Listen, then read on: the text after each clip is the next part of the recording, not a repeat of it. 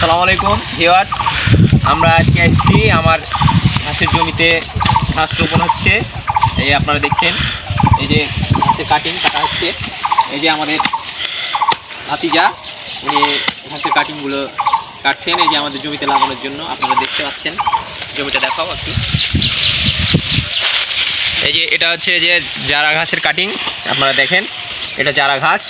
এই ঘাস আমরা আজকে জমিতে রোপণ করব এবং আমরা শুরু থেকে শেষ পর্যন্ত আপনাদেরকে দেখাবো যে কিভাবে এই কাটিংটা লাগানোর পরে কিভাবে পরিচর্যা করতে হয় এবং কিভাবে একে ছোট থেকে নার্সিং করে শেষ বড় পর্যন্ত কিভাবে পরিচর্যা করি আমরা সম্পূর্ণ আপনাদেরকে তুলে ধরবো।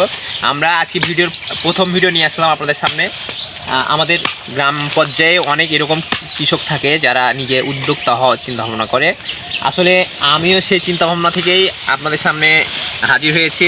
আমি প্ল্যান করেছি যে আমি নিজে না করে বাংলাদেশের হাজারো এরকম স্মার্ট কৃষক আছে যারা আপনার উদ্যোক্তা হতে চাই।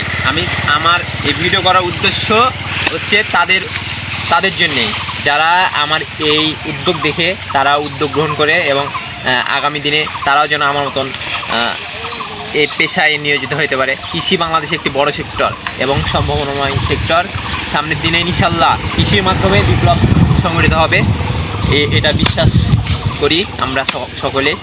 তো আমাদের প্ল্যান আপনার গরুর খামার ভিত্তিক এবং প্রথমেই সেটার জন্য যেটা সবচেয়ে বিশেষ দরকার সেটা হচ্ছে যে আপনার ঘাস চাষ ছাড়া কখনোই সম্ভব নয় আপনার একটি খামারকে উপযোগী করে গড়ে তোলার। অতএব আমাদেরকে প্রথম স্টেপেই খামার যদি করার ইচ্ছা হয় তাহলে ঘাস রোপণ করতে হবে এবং ঘাস রোপণ করার প্রচেষ্টায় আজকে আমাদের প্রথম যে ঘাস আমরা লাগাচ্ছি।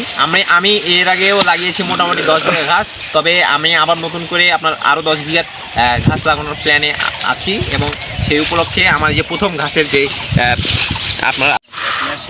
আপনাদেরকে আমি আরেকটি বিশেষভাবে দৃষ্টি আকর্ষণ করতে চাই, সেটি হচ্ছে কাটিংয়ের ব্যাপারে। এই যে আমাদের যে ঘাসের কাটিংগুলো, এগুলো কাটার একটি সত্য আছে। সেগুলো হচ্ছে যে আসলে এই ঘাসের প্রতিটা গিট থেকে কিন্তু আপনার একটি করে ঘাস বের হবে, কিন্তু আপনারা অবশ্যই আপাতত পারতপক্ষে চেষ্টা করবেন 2টি করে গিট রাখার। কারণ 2টি করে গিট রাখলে আপনার একটি জায়গায় একটি ঘাস 2টি ঘাসের আপনার জায়গা পূরণ করবে। সেক্ষেত্রে আমরা চাইবো যে অবশ্যই আমাদের থোপ, যে ঘাসের যে থোপটি হবে সেই থোপটি যেন গোছালো থোপ হয়। আমরা প্রথম ঘাস লাগাচ্ছি যেটাতে, সেটা হচ্ছে যে এখানে দেখুন আপনারা, হ্যাঁ এই যে আপনারা দেখুন আমরা সারিবদ্ধভাবে ঘাসগুলো কিভাবে লাগাচ্ছি, লাইন বাই লাইন এবং সারি বাই সারি ভাবে কিভাবে আমরা ঘাসগুলো লাগিয়েছি দেখুন। প্রথমে আমরা কিন্তু জমিতে পানি দিয়ে নিয়েছি। প্রথমে জমিটা চাষ করার পরে তারপরে জমিতে আমরা দুই পাশে যে চারিদিক দিয়ে আমাদের এই জমিটা একটু নিচু জমি, সেজন্য আপনার ড্রেন দিয়ে নিয়েছি। ড্রেন দিয়ে তারপরে সারিবদ্ধভাবে ঘাসগুলো আমরা লাগিয়েছি এবং লাগানো শেষ হয়নি, সামনের দিকে আরও বাকি আছে লাগানো। তো আজকের মতো আমাদের ভিডিও আর বড় করতে চাচ্ছি না। আপনাদেরকে আমি প্রতিদিন আপডেট দেবো।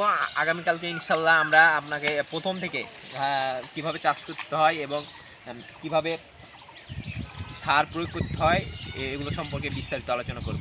আসসালামু আলাইকুম।